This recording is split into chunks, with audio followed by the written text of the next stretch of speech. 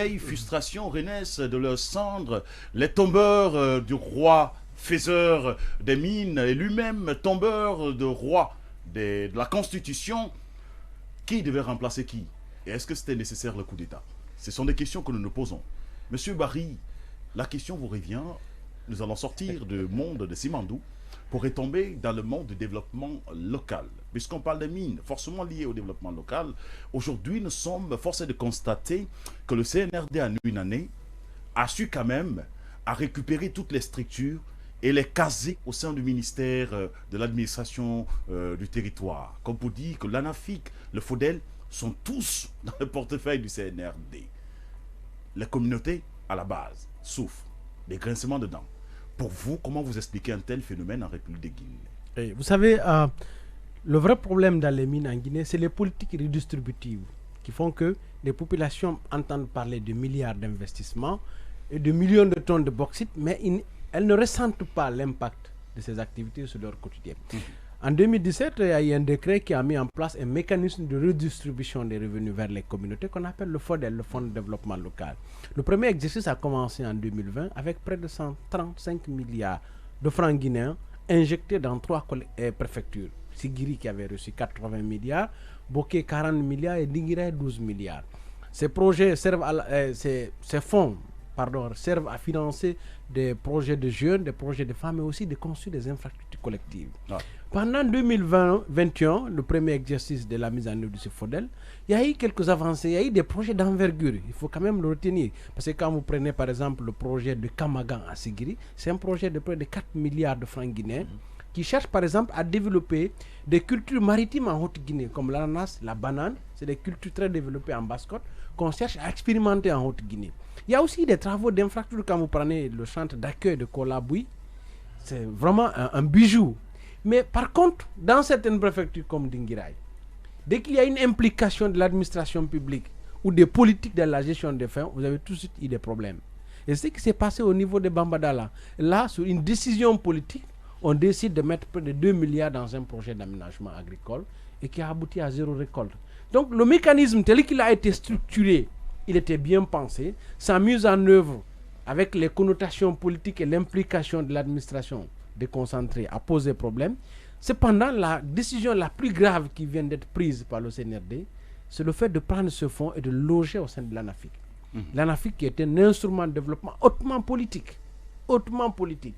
Et donc désormais, les fonds payés aux collectivités, puisqu'en fait le FODEL, ce n'est même pas une taxe, c'est un paiement direct. C'est un paiement, alors que l'ANAFIC, c'est un transfert. C'est-à-dire l'ANAFIC, c'est déjà des taxes payées au niveau du Trésor qui sont redistribuées vers toutes les collectivités du pays, alors que le FODEL, c'est un paiement plutôt redistribué vers les poches personnelles. C'est de la RSE institutionnalisée. Et ce qui se passe avec cette décision que le ministre Mori Kondé vient de prendre, c'est de prendre le FODEL, tel qu'il existe aujourd'hui, de le loger dans un instrument de gouvernance politique. Et ensuite, de chercher à nettoyer les mauvaises traces de ceux qui étaient là à la tête du FODEL en 2020. Parce que ce qui s'est passé, ceux qui étaient à la tête du FODEL sur le plan national, qu'on appelle le comité conjoint, c'est-à-dire c'est le comité qui supervise le FODEL, bien sûr, ont réussi à se faire recycler au sommet du MATD. Et donc aujourd'hui, c'est les mêmes personnes qui se retrouvent mais qui est qui en train de gérer. Rappelez-nous leur nom quand même. C'est connu. En train de gérer. Non, mais c'est connu. Et depuis une année, les fonds du FODEL sont gelés. Les communautés qui, à un certain moment donné, avaient commencé à voir cet instrument comme un espoir, depuis une année, les jeunes n'ont plus aucun moyen de financement de leur activité. C'est ce qui explique ces tensions récurrentes du côté des Donc, si nous comprenons bien, c'est comme si on prenait l'argent de la banque pour la confier à des cambrioleurs. C'est bien ça? C'est une très mauvaise décision de prendre le FODEL tel qu'il fonctionne actuellement, sans l'auditer et de le mettre dans le MATD. Parce que ceux qui ont participé à la politisation. Mais comment on peut l'auditer si les grands responsables du MATD sont déjà les acteurs numéro 1 de ce FODEL antérieur? Mais comment le voleur peut auditer? C'est-à-dire, c'est son vol effectué. C'est extraordinaire. Je viens. Monsieur Camara, techniquement parlant, financièrement parlant, quelles sont les pertes en vue par rapport à l'installation du FODEL au niveau du ministère du MATD, disons? Quelles sont les pertes que la Guinée obtient dans ce sens-là? Il faut juste rappeler que la Guinée a fait le choix du développement par la base, donc la décentralisation. Ce faisant, il ne faut pas prendre, excusez-moi du terme, nos élus locaux pour des abrutis. Ils savent réfléchir, ils savent concevoir, ils savent ce qu'ils veulent. Tout ce que l'État a à faire, c'est de leur donner les moyens nécessaires. Les transferts locaux ont été pensés par les législateurs dans ce sens. C'est que, à la base, le président de CRD qui est là, le conseil communal à la base, doit savoir les problèmes de la localité. Vous, par péréquation ou bien par le montant qui est défini par tête d'habitant, vous leur confiez ce montant. C'est eux qui savent qu'ils veulent un marché. Et le professeur Bano nous l'a dit. À chaque fois que l'État construit une école, et on compare le coût de construction d'une école par l'État en marché public et par les collectivités. En général, si c'est les populations qui construisent, le coût est nettement moins inférieur, que quand c'est l'État qui les fait. Donc, tout cela nous amène à quoi? On s'interroge sur l'efficacité d'une telle politique. Oumar vient de le rappeler.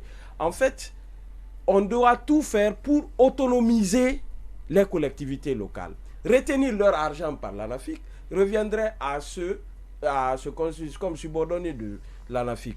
Et dans l'histoire, c'est ce qui est mauvais. Vous pensez aujourd'hui le remplacement de ces responsables par les délégations? Est-ce que vous pensez aujourd'hui c'est... Non, mais c'est mort. Quand on remplace les délégations, les élus par des délégations, le financement extérieur s'arrête. C'est clair. Mais est-ce que les gars là, ils réfléchissent à ça? Le fonds qui vient du budget de l'État, on a vu, le mécanisme doit être automatique.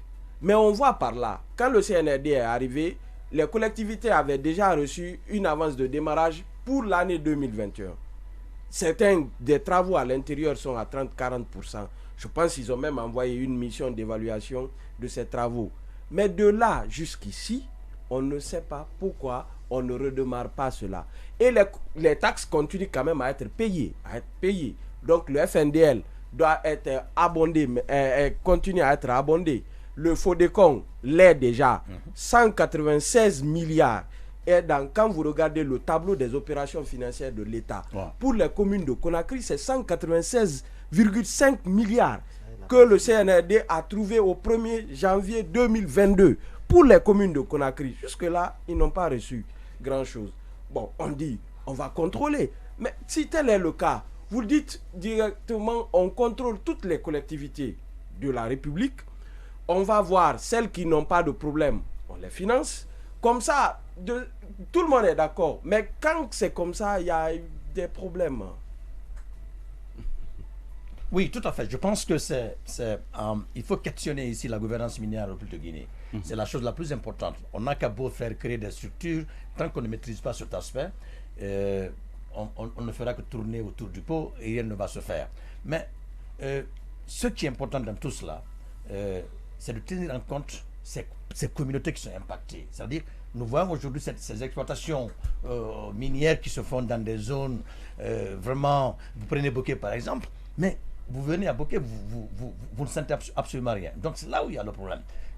La chose la plus fondamentale, c'est de revenir vers cette gouvernance minière, créer des structures qui vont fonctionner. Il faut qu'il y ait des suivis et un contrôle parfait pour que l'État quand même puisse satisfaire ces communautés. Et sans cela, ça ne va pas marcher. On n'a qu'à beau créer ces structures et puis, je ne sais pas, dissoudre les structures là vraiment. Et tant qu'il n'y a pas une bonne gouvernance minière, créer les conditions qu'il faut pour que vraiment ces communautés soient impactées par ces projets miniers, on ne s'en sortira pas. On ne s'en sortira pas. Oui, monsieur Diallo, on a quand même constaté que vers Sangarégui, un hangar a été facturé à plus de 2 milliards. Au fait, on n'a jamais vu l'issue de ce processus. Au fait, il est important, comme les amis viennent de vous dire, c'est de savoir déjà que la question de la décentralisation, elle est fondamentale dans une démocratie. Ouais. On aime souvent dire aux étudiants en classe que la décentralisation représente pour la démocratie ce que l'école primaire représente pour l'éducation. Et donc, ça doit partir vers la décentralisation. On a fait une décentralisation acte 1 avec 32 compétences. On est revenu à une décentralisation acte 2 avec 14 compétences. Et qui va à l'encontre du principe de non-régression. On a régressé. Et aujourd'hui, vous avez des communes qui, en réalité, la décentralisation est loin de finir. Le plus important dans une collectivité, c'est la gestion des terres. la gestion aujourd'hui, les services de l'habitat appartiennent à la préfecture. Ça n'appartient pas à la commune. Vous prenez les questions agricoles, c'est géré par la préfecture. Ce n'est pas géré par la commune. Vous prenez toutes les questions de développement, vous trouvez qu'en réalité, c'est la préfecture qui gère. Si vous prenez les DMR chargés des micro-projets, ils relèvent de la préfecture. Ils ne relèvent pas de la commune. Alors, quelle décentralisation nous voulons? Et aujourd'hui, comme vous dites, le fonds FODEL, vous le prenez, vous le losez dans l'ANAFIC. Pour quelle finalité?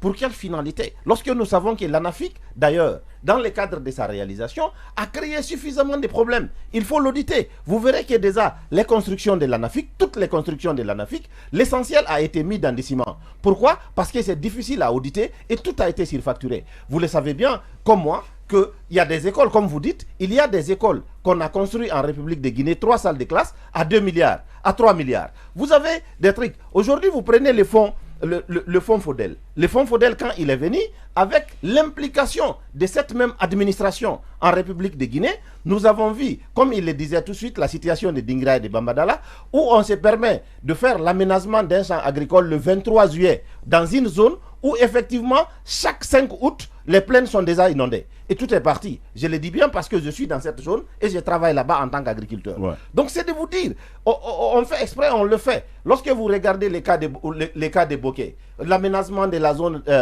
l'aménagement de la plaine de Dabis, c'est qu'ils ont mis 2 milliards dans l'aménagement d'une plaine. Quand vous venez, ça n'a même pas été défriché. À plus forte raison, aménagé. 2 milliards. On va à Kolabouni, Bokeh avec tous ces problèmes, on prend l'argent du FODEL. Qu'est-ce qu'on fait? C'est de mettre en place une scierie pour couper le reste de bois qui existe dans la zone.